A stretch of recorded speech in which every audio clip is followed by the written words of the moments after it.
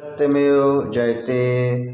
हमारे चैनल रोग मुक्त शरीर में आप सभी लोगों का हार्दिक स्वागत है। कल हमने आपके सामने वायु की चर्चा किया। वायु के बारे में जो कुछ भी जानकारी अच्छे से अच्छी थी, आपके लिए पूर्ण रूप से लाभदायी हो, पूर्ण रूप से उपयोगी हो, उसके बारे में चर्चा हुई। वायु थोड़ा सा बता दें। वायु जरा सा ऑक्सीजन जिसे बोलते हैं, प्राणवायु है या आत्मा है या परमात्मा है या हमसे जीव कहते हैं, इन्हीं सब नामों से इसको हम लोग कहते हैं, जानते हैं। और हमारे शरीर को प्रकृति की वायु ही ज़्यादा फायदेमंद, ज़्यादा लाभदायक है। ऐसा नहीं कि खाली ऑक्सीजन ही, मिक्स वायु जो हमारी शुद्ध आ रही है हमारी, वही सबसे ज़्यादा उपयोगी है। इसके बाद आज हम आप लोगों को जल के बारे में बताएंगे। जल तो सब बड़ा कॉमन शब्द है, जिसको लोग पानी भी कहते हैं, नीर भी कहते हैं, अंग्रेजी में वाटर भी कहते हैं। और हम इसके अगर केमिकल फार्मूला पे आते हैं तो इसको H2O कहते हैं, यानी जिसमें हमारे हाइड्रोजन के 2 मॉलिक्यूल्स और ऑक्सीजन का 1 मिलकर के हमारा पानी बनता है, यानी वो जिसका फार्मूला हमने बताया H2O है। अब हम ये सभी चीज़ें जो आपको बता रहे हैं या अभी तक जो बताते आए हैं, इस पर हम चाहते हैं कि हर एक चीज़ आपके लिए वैज्ञानिक हो, ज्ञान विज्ञान से परिपूर्ण हो और प्रकृति से बिल्कुल शुद्ध अवस्था में आपको मिले, और जो कि आपको किसी प्रकार का उसके अंदर ना तो डाउट हो यानी संदेह हो, ना किसी प्रकार का उसके अंदर आपको कन्फ्यूजन हो कि आप उसके अंदर कन्फ्यूज कर रहे हैं, आपको विश्वास नहीं हो रहा है। क्योंकि ये पद्धति जो है आपकी बड़ी ही सरल है, बड़ी ही उपयोगी है, और इसी पद्धति के द्वारा हर तरह के लोग अपने शरीर के संपूर्ण रोगों को ठीक कर सकते हैं और अपने शरीर को रोग मुक्त कर सकते हैं। इसी विषय पर हम शुरू से बताते आ रहे हैं, और इसी पद्धति को इतनी सरल चीज़ें में बताई जाए ताकि पूर्ण विश्वास हो जाए। जल की चर्चा हम करते हैं तो हम आपको बता ही चुके हैं, बता रहे हैं कि हमारे शरीर को 3 चीज़ें चाहिए, वात, पित्त और कफ। उसके अंदर हमारी आती हैं वायु, भोजन और जल। वायु का मतलब होता है हमारी गैस, वात जिसे बोलते हैं, पित्त का मतलब होता है हमारा भोजन, और कफ का मतलब होता है हमारा जल। तो यहाँ पर हम जल की चर्चा करेंगे। जितनी भी हमारी इन्फेक्शन डिजीज़ेज़ हैं, यानी इन्फेक्शन बीमारियाँ हैं, उसमें से 80% बीमारियाँ हमारी जल से ही होती हैं। बहुत साधारण चीज़ बता रहे ताकि आप उसको अपने सरल भाषा में समझ सकें। शरीर में जैसे वात और पित्त और कफ, वैसे हमारा वायु और भोजन और जल, या एयर और भोजन और जल, या फूड और हमारा वाटर और एयर, इनका एक रेशियो होता है, इनका एक अनुपात होता है। जब ये चीज़ें हमारी समान अनुपात में होती हैं, जैसा कि इनका अनुपात है, रेशियो है, तो हमें किसी भी तरह का रोग नहीं होता है। इसलिए इन तीनों का एक समान अनुपात में रखना बहुत ज़रूरी है। हमारे सृष्टि में, हमारे पूरे यूनिवर्स में सबसे 3 भाग हमारा जल है, यानी 3 पार्ट्स, यानी 70% या 75% हमारा जल है, और उसके बाद हमारी पूरी सृष्टि है। वायु तो पूरे ब्रह्मांड में है, 100% है। तो यहाँ पर हम ये भी बताएं कि आपको कि हमारे शरीर को जल की कितनी ज़रूरत होती है। हर लोगों को थोड़ा सा जानना ज़रूरी है। जल का हमारे शरीर में कितना चाहिए, उसका जो रेशियो जो है हमारे वजन के हिसाब से बताया गया है। मान के चलो, फॉर एग्जांपल, अगर हमारे वजन शरीर का 60 किलो है, तो 60 को 10 से आप डिवाइड कर दीजिए, तो मतलब 6 आ गया, और 6 में से -2 कर दिए तो 4 आ गया। यानी 60 किलो जिसका वेट है या जिसका वजन है, उसको 4 लीटर पानी सुबह से लेकर रात तक पीना चाहिए। ये हमारा एक वैज्ञानिक जो है प्रूफ है, या हमारा एक सैद्धांतिक है हमारे बॉडी की रचना के हिसाब से। तो आप अपने शरीर को कितना जल चाहिए उसको आप इस अनुपात में निकाल सकते हैं, क्योंकि जल हमारा जो है वो एक अमृत का काम करता है शरीर के लिए। और जल की जब हमारे शरीर में कमी हो जाती है तो हमें क्या क्या शिकायतें होती है, पित्त का बढ़ना, चक्कर का आना, जलन, इंडाइजेशंस, थकान, बेहोशी, ये सारी चीज़ें जो है हमारे शरीर के अंदर शुरू हो जाती हैं। एक तरह से लक्षण में प्रारंभिक लक्षण में मिलने लगते हैं। इसलिए हमें जो भी जल पीना चाहिए, सबसे उत्तम जल माना गया हमारा बारिश का जल, वर्षा का जल, रेन वाटर। जो पानी हमारा ज़मीन में बूंदें ना गिरें, उस पानी को अगर हम इकट्ठा कर लें और जब तक हो सके पिएँ, वो सबसे उत्तम पानी माना गया है। इसके बाद हमारा आता है कुएँ का पानी, फिर हमारा झरने का पानी, फिर नदी का पानी, फिर उबाला पानी, फिर मिट्टी के मटके का पानी, और सबसे उत्तम पानी माना गया हमारा उबाला हुआ पानी जी। और इसके बाद हमारा जो होता है मौसम के अनुसार हमेशा जल को पीना चाहिए। ठंडे के दिनों में गर्म पानी, वैसे नॉर्मल टेम्परेचर का ही पानी पीना चाहिए। अपने शरीर के टेम्परेचर के अनुकूल उबाला पानी सबसे ज़्यादा उत्तम माना गया है, क्योंकि उबाला पानी जो हमारा होता है उसको जब हम पीते हैं तो हमारे वात पित्त और कफ को बिल्कुल शांत कर देता है, और ये 3 दोष हमारे शरीर में होते हैं। हमें देखना है कि हमें पानी पीने के पहले क्या क्या सावधानी रखनी है, एक कितनी मात्रा में उसको एक सिस्टमेटिक लेना है। तो अगर हमें प्यास नहीं है तो हम पानी ना पिएं, कभी ज़्यादा पानी भी ना पिएं। ज़्यादा पानी पीने से भी इंडाइजेशन हो जाता है।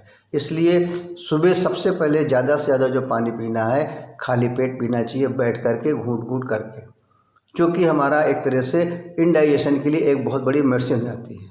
और भोजन को पचाने में जल का बड़ा उपयोग है। जो भी चीज़ें हम खाते हैं उनको पचाने में हमारा भोजन वो पानी जो है हमारा एक औषधि का काम करता है। और जब हम पानी पीते हैं इसमें थोड़ा जानना ये भी ज़रूरी है कि ठंडा पानी क्यों नहीं पीना चाहिए। ठंडा पानी इसलिए नहीं पीना चाहिए, ठंडा पानी हमारे शरीर में 2.5 से 3 घंटे में पचता है, और इसके बाद हमारा जो नॉर्मल पानी होता है वो भी 1.5 से 2 घंटे में पचता है। और जब हम गर्म पानी पीते हैं या हल्का गुनगुना पानी पीते हैं जो हमारे टेम्परेचर के अनुकूल है 37 डिग्री सेंटीग्रेड, तो वो पानी हमारे शरीर में 45 मिनट के अंदर पच जाता है या अपना कार्य करना शुरू कर देता है। और इसके साथ में वो अगर हमें पानी का बहुत ज़्यादा मात्रा में नहीं पीना चाहिए, ये भी थोड़ा जानना चाहिए। अगर हमें जो है भोजन करने की इच्छा नहीं है, अगर मान के चलिए हमें पुराना जुकाम हो गया है, या मान के चलिए हमारे लेप्रोसी यानी कोढ़ की शिकायत है, या मान के चलिए कि हमें जो है शरीर में घाव हो गया है, या हम मान कर चलो कि हमारे शरीर में डायबिटीज़ है, इन सब चीज़ों में हमें कभी भी ज़्यादा मात्रा में पानी पीना नहीं चाहिए। और भोजन के तुरंत बाद बिल्कुल पानी नहीं पीना चाहिए।